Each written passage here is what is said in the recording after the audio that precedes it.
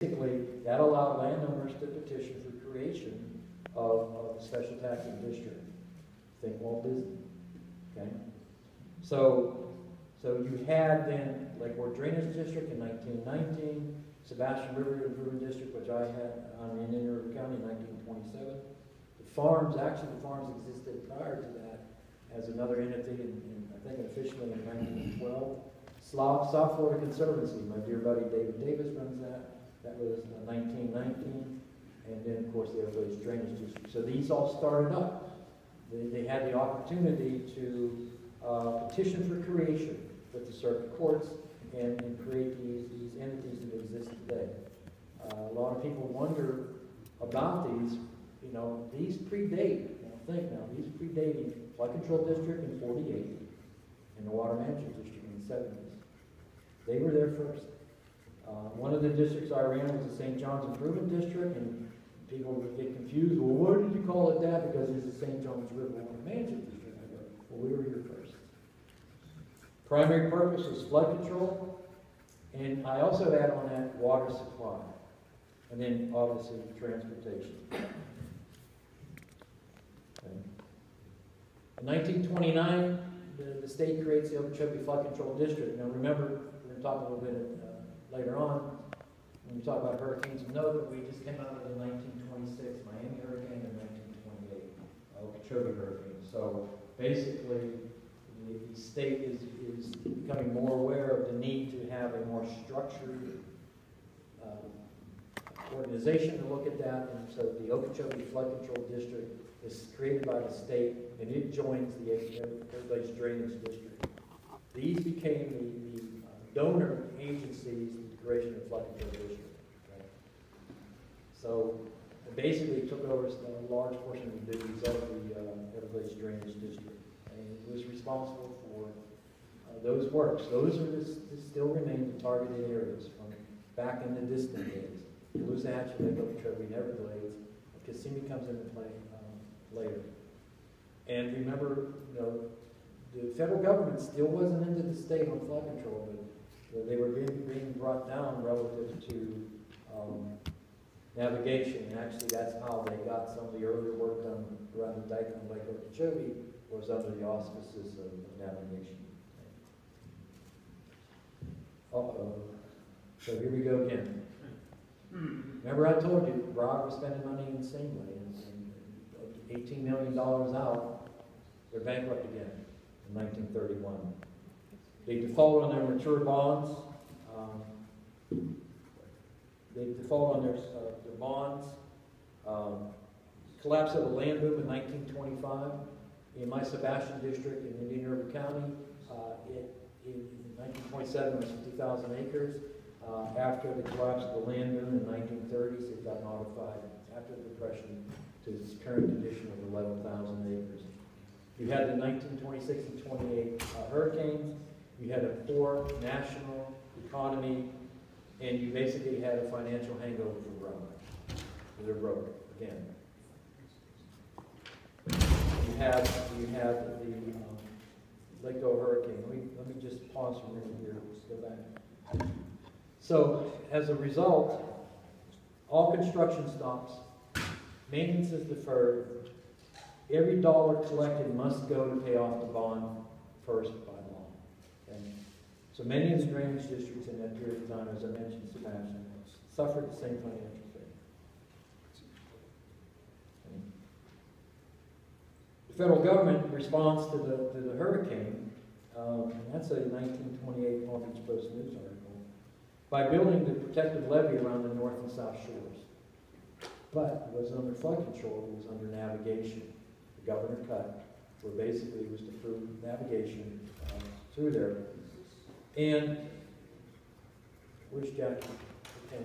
I don't want you jumping up on this one, but there was talk about, there was two outlets, Caloosahatchee and St. Lucie, but they also talked about a third outlet. But before you jump up and down on the table, they also might have been a cut in C-23, not south. So just hold your excitement. But they were talking about this back in the day.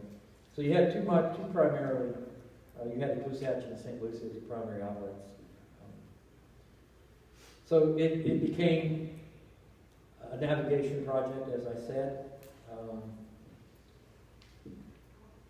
Then this becomes one of the most significant events in the state from a federal perspective. The federal government recognizes flood control in the state of Florida with the Flood Control Act of 1936. Prior to this, they did not. It was navigation. Navigation, tiding, and transportation. And basically what they said was if the population in the affected areas should suffer if work not done, then the federal government should improve or participate in the improvements of the water for the flood control purposes. Okay. Thus, the Corps of Engineers, under congressional approval, proceeded to improve the Cooshatchee and St. Lucie Canal system, provide a channel from Fort Myers to Stewart, and established Lake Okeechobee stages, 1936, and maintenance of Lake Okeechobee associated structural works. So this is the federal government's first official foray deliberately into the flood control. Okay? And you're going to recall when we get into the 40s that the project, the act was called the Central Florida Flood Control Act, and the established local agency was the Central Florida Flood Control District. So flood control became the ordinance. Wait a minute. All right, so basically nothing happened in the 30s and the early 40s. You had World War II, construction was dormant, effects of the economy, bankrupt, droughts, mud fires, everything was at a standstill. And I'm going to take you to, we're going to go to 1947, which was significant. Obviously, that's not on my picture because I was to be an out-home birth and we couldn't afford carriage like that, I'll tell you. Or maybe my dad borrowed them. Okay. That's a cute kid. The significance of 1947, besides my mom painfully giving me birth, was there was two events of national focus in Florida at the time. There was torrential rains in South Florida, 100 inches. 100 inches. Wow.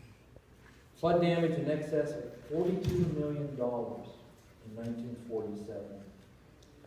And the other thing that happened down there that kind of gets buried in the headlines when you're talking about this is President Truman dedicated Everglades National Park on December 6th of that year. So now you have the park, had all the torrential rain.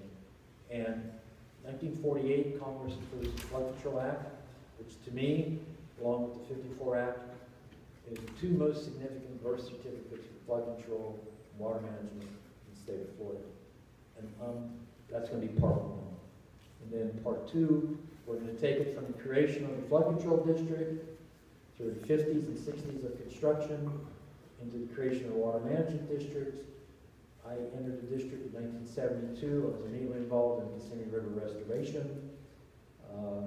things like cloud seeding. You know, I was able to get my hands in a lot of things, so you're going to get firsthand experience about my experiences in regard to that. I got blamed by my wife's family for a lot of things. I was on the City of West Palm Beach Planning Board when we did Downtown Uptown, and I bulldozed her birthplace. I said, well, that's not good. And then her family blamed me for everything relative to the casino. Because the day I started, in April 1972, they were already having meetings about putting the crooked back. And that project was completed a few months earlier in 1971. The Kissimmee project, that canal, became the first initial project work that was reverted. So hopefully I'll be invited back. Hopefully I don't take too much of your time.